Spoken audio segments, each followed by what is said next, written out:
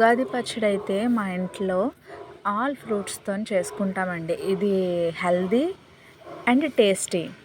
First అయితే బాగా మగ్గిన అరటిపళ్ళు ఉంటాయి కదా, అరటిపళ్ళలో కొంచెం ఉప్పు, కొంచెం బెల్లం వేసుకొని బాగా స్మాష్ చేసుకోవాలి.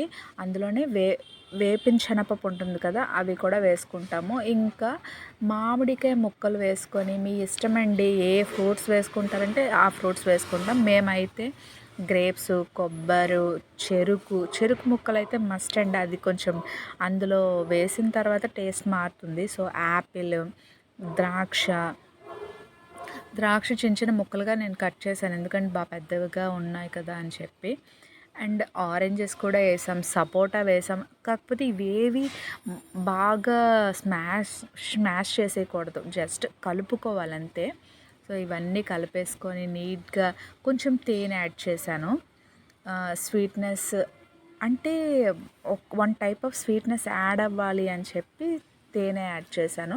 నెక్స్ట్ అందులో కొంచెం చింతపండు వేసాను, చిన్న మిర్చి వేసాను, చిన్న ముక్కలుగా కట్ చేసి మిర్చి వేసాను.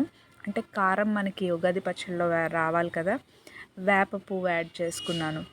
దానిమ్మ గింజలు మనకి క్రంచీగా తగులుతుంటే టేస్ట్ అయితే నెక్స్ట్ లెవెల్లో ఉంటుంది.